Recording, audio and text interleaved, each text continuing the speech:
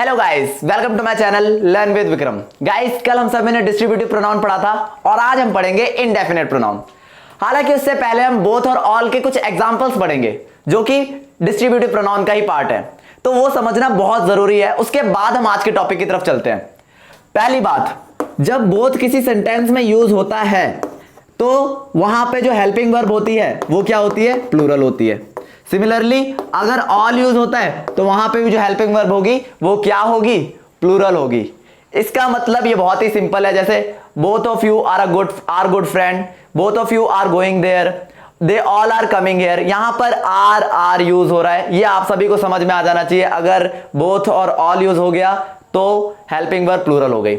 हो गया एग्जांपल? नहीं, हम कुछ अच्छी बातें करते हैं जो कि इन दोनों के बारे में होंगी।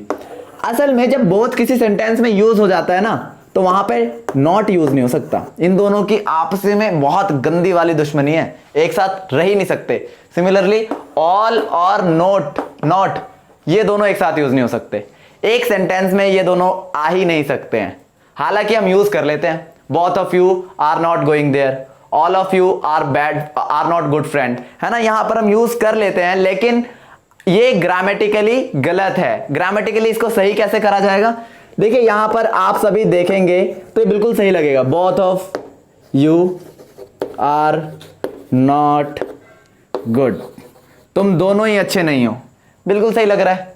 लेकिन ये ग्रामेटिकली गलत है। ये दोनों की तो आपस में क्या है? दुश्मनी। और जिसकी आपस में हो दुश्मनी वो दोनों एक साथ रह ही नहीं सकते। तो यहां पर क्या किया जाए? तो सेंटेंस का कोई मतलब नहीं निकलेगा, नहीं। यहां पर हमें सेंटेंस का स्ट्रक्चर चेंज करना पड़ेगा, लेकिन मतलब क्या रहना चाहिए? वही रहना चाहिए। तो यहां पर क्या किया जाएगा? Neither of you is good. इसका मतलब क्या होता है? Neither of you is good, तुम दोनों में से कोई भी अच्छा नहीं है। इसका मतलब यही है ना, तुम दोनों में से कोई भी अच्छा नहीं है। और ऊपर वाले का क्या मतलब था? तुम दोनों में से कोई अच्छा नहीं है। बस फर्क क्या है कि नीचे वाला सही है, इस वर्ड नहीं, अकेले नहीं। ये दिखा दिया कि मैं दो इंसानों की बात कर रहा हूं, है ना, दो इंसानों की बात कर रहा हूं। और नाइदर का मतलब ये नेगेटिव सेंस में यूज हुआ, दोनों में से कोई भी अच्छा नहीं है ना। इस अकेले वर्ड ने पूरा काम कर दिया। और ऊपर जो हम लगा रहे थे both of you are not good, वो बिल्कुल गलत था। क्या था? गलत था। अच्छा, ये बोथ का तो मैंने एग्जाम्पल दे दिया। अब हम बात करें थोड़ा ऑल के बारे में। ऑल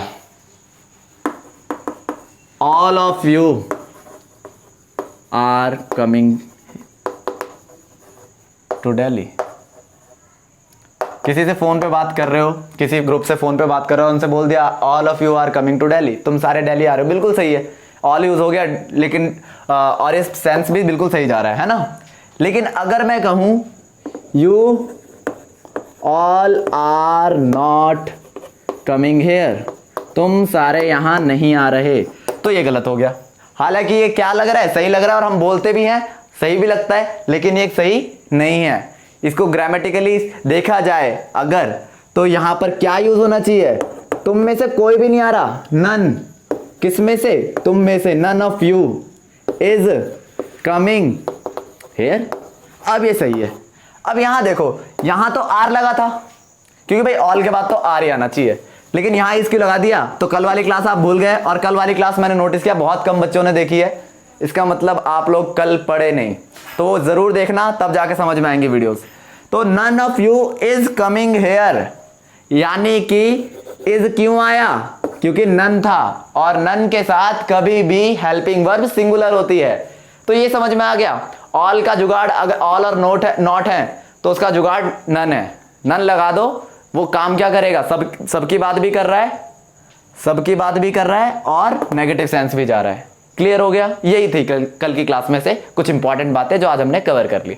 अब हम आज की क्लास पे चलें। आज की क्लास है हमारी इंडेफिनेट प्रोनाउन। इंडेफिनेट प्रोनाउन किसके लिए यूज होता है भाई? जिसका नाम हमें नहीं पता, वो इंडेफिनेट है। कोई भी इंसान जिसके बारे में हमें पता ही नहीं है, इंडेफिनेट नाम है जिसका, उसके लिए हम इंडेफिनेट प्रोनाउन यूज करते हैं। कोई भी, जैसे किसी इंसान की बात कर रहे हैं तो समवन, है ना, या फिर समबडी, समवेयर, कोई जगह की बात करें तो समवेयर, है ना। ये सारा हम यूज करते हैं, लेकिन इन सब का मतलब क्या है? सेंटेंस में कहां क्या यूज हो सकता है, क्या नहीं यूज हो सकता है, ये भी तो देखना होगा ना। जैसे स्टार्टिंग में मैं सम और एनी की बात करता हूं, सम और एनी की बात, या फिर पहले एवरी की बात कर लेते हैं। एवरी, एवरीबडी, एवरीथिंग, ये वाली बात करते हैं। जैसे he likes to talk with every one, वो हर किसी से बात करना पसंद करता है। बिल्कुल सही है, इसमें कुछ रॉकेट साइंस नहीं है, समझने वाली बात है ना, हर किसी से बात करता है। यहाँ एवरी मतलब कोई डेफिनेट बंदा है क्या, किसी डेफिनेट इंसान की बात कर रहे हैं, नहीं, कोई इनडेफिनेट बंदा है, इसलिए तो एवरीवन यूज हुआ। लेकिन अगर मैं यहां पर एवरीबॉडी लिख दूं तो भी सही है, एवरीबॉडी भी सही है, एवरीबॉडी भी सही है, एवरीवन भी सही है। लेकिन आपको पता है सम और एनी में ये प्रॉब्लम क्रिएट हो जाएगी, वहां पर सम की जगह एनी, एनी की जगह सम नहीं लगा सकते, अभी हम समझेंगे। अच्छा ये देखो एक और एग्जांपल देते हैं। He wants everyone to be with him, पर कोई रहता ही तो नहीं है, सब छोड़ के चले जाते हैं। वो क्या चाहता है कि हर कोई उसके साथ रहे, लेकिन रहता नहीं है कोई, वो लिखा नहीं है मैंने, हर कोई इसके साथ रहे। यहां पर जो वन लगा है वो किसके लिए हो रहा है, सभी के लिए यूज हो रहा है। लेकिन यहां पे बड़ी भी यूज हो सकता है, क्या यूज हो सकता है, बड़ी भी यूज हो सकता है, एवरीबॉडी। ठीक है, तो ये क्लियर हो गया एवरी के बारे में। अब आता थोड़ा इंटरेस्टिंग पॉइंट, अब आएगा मजा। तो देखो सम और एनी, असल में सम जो है ना, सम ये होता है पॉजिटिव बातों के लिए यूज, पॉजिटिव सेंस के लिए। कौन सी बातों के लिए, पॉजिटिव सेंस के लिए।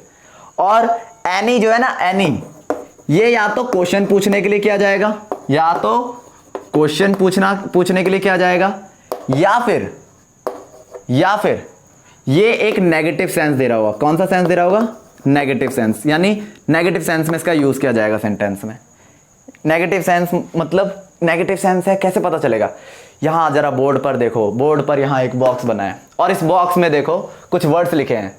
अगर नॉट आ गया उस सेंटेंस में, हार्डली आ गया, स्कार्सली आ गया, बेयरली आ गया, रेयरली आ गया, सेल्डम मतलब कभी कभी आ गया, सेल्डम और नेवर कभी कभी या तो कभी नहीं, seldom of ever, seldom if ever कभी कभार जब मेरा मन कर जाए, है ना। डिक्लाइन कम होना किसी भी चीज का, फॉरबिड मना होना, प्रोहिबिट यानी किसी भी चीज का मना होना। वहां पर यहां पर आप सभी ने इन सभी वर्ड्स में एक चीज नोटिस कर ली कि हम पॉजिटिव नहीं है, नेगेटिव वर्ड्स है, नेगेटिव वर्ड्स हैं।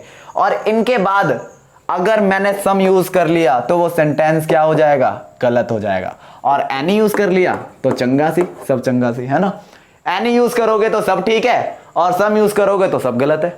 यानी इन वर्ड्स के बाद हमें ध्यान रखना है कि यूज नहीं करना है। तो स्टार्ट करते हैं खेल सम और एनी का। जैसे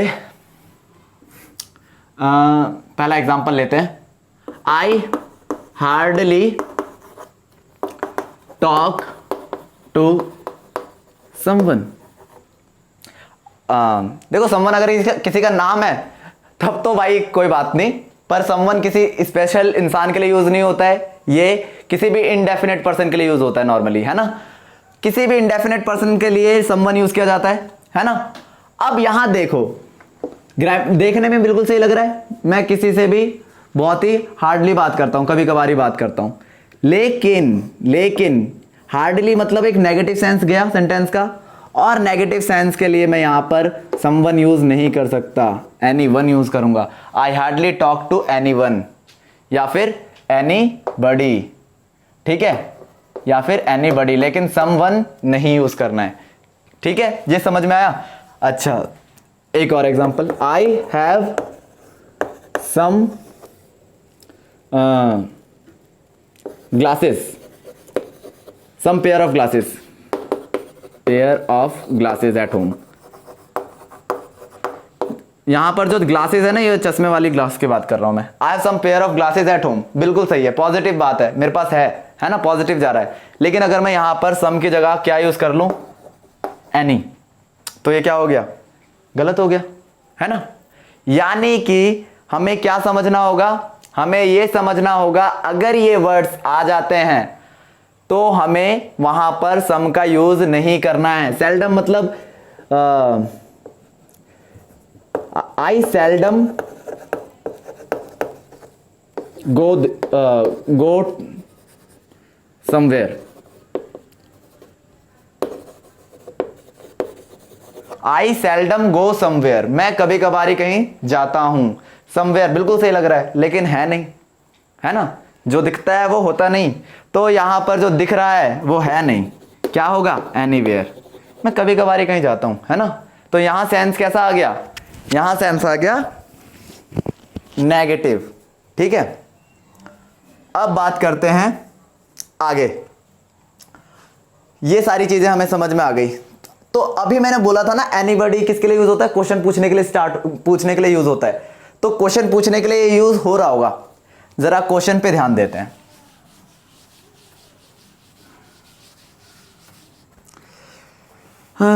anybody wants this, anybody wants this, क्या कोई ये चाहता है, कोई भी चीज तुमने ऐसा कोई पॉइंट आउट किया है, देखो एनीबॉडी वांट्स दिस, कोई ये चाहता है ना। यहां पर एनीबॉडी बोल सकता हूं, लेकिन अगर मैंने यहां समवन लगा दिया तो, या समबडी बोल दिया तो क्या हो जाएगा, समबडी बोल दिया तो ये गलत हो जाएगा। समबडी वांट्स दिस, अबे पहले सीख कर आ फिर पूछियो हमसे, है ना। तो पहले क्या करना पड़ेगा, हमें सीखना होगा कि एनीबॉडी यूज कर सकते हैं, एनीबॉडी कब यूज करते हैं, जब क्वेश्चन पूछते हैं, लेकिन समबडी नहीं पूछ सकते। लेकिन तुम लोग कहोगे यार मैं तो एक बार किसी इंटेलिजेंट बंदे के घर गया था और वो इंटेलिजेंट बंदा कह रहा था would you like to have some milk, would you like to have some milk.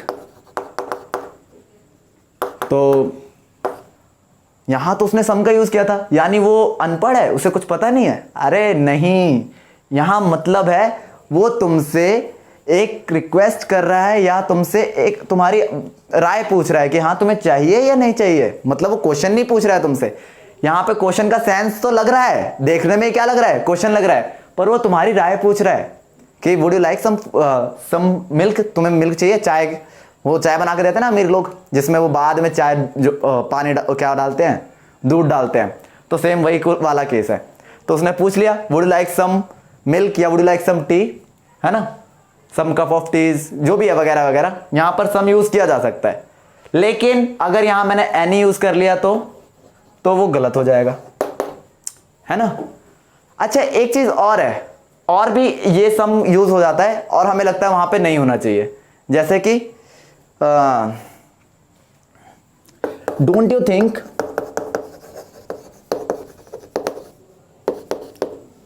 You should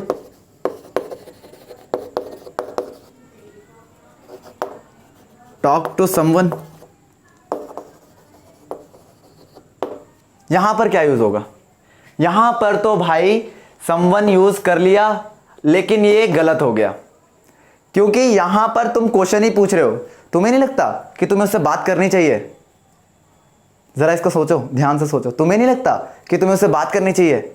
यानी कि मैं तुम्हारे सामने आया हूं, मैं तुमसे क्वेश्चन नहीं पूछ रहा हूं, तुमसे क्वेश्चन नहीं पूछ रहा हूं, मैं तुम्हें एक तरह से एडवाइस दे रहा हूं, क्वेश्चन फॉर्म में, क्वेश्चन फॉर्म में एडवाइस दे रहा हूं, और एडवाइस के लिए मैं सम का यूज कर सकता हूं। मैंने गलत तो दिखा दिया, लेकिन गलत है नहीं। जरा ध्यान से सोचो, ध्यान से, ये लग रहा है क्वेश्चन लेकिन क्वेश्चन नहीं है। या don't you think that you should study some more time, तुम्हें नहीं लगता कि तुम्हें और पढ़ना चाहिए। यानी कि तुम्हें लग रहा है वो क्वेश्चन पूछ रहा है, पर वो क्वेश्चन पूछ नहीं रहा है, तुम्हें एक तरह से एडवाइस दे रहा है या एक तरह से रिक्वेस्ट कर रहा है। और ऐसी सिचुएशन में सम यूज करेंगे, एनी नहीं यूज कर सकते। ये क्लियर हुआ, ये बहुत अच्छे एग्जांपल्स थे सम और इसके ऊपर, ठीक है। अब आगे बढ़ते हैं।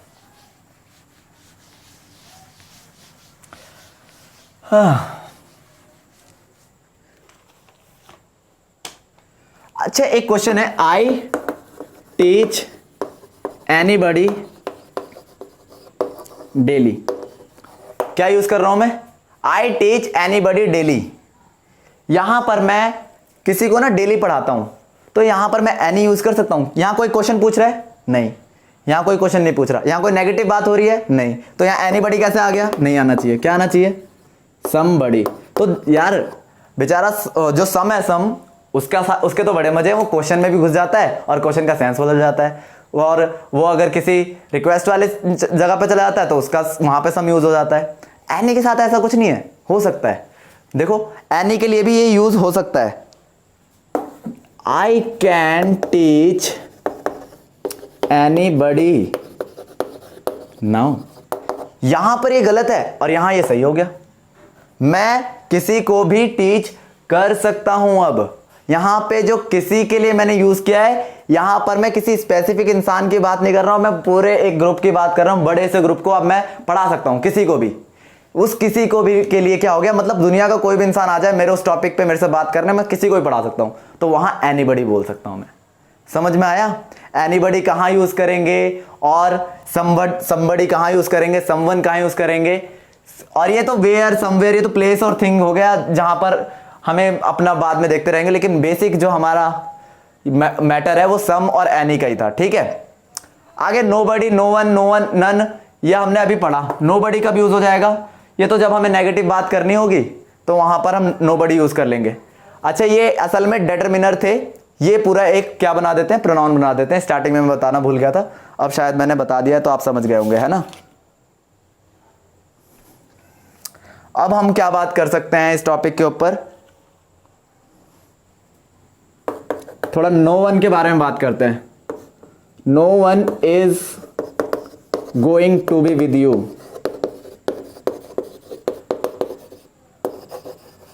देखो भाई, ये तो जीवन का सच है, कोई तुम्हारे साथ जिंदगी भर नहीं रह सकता।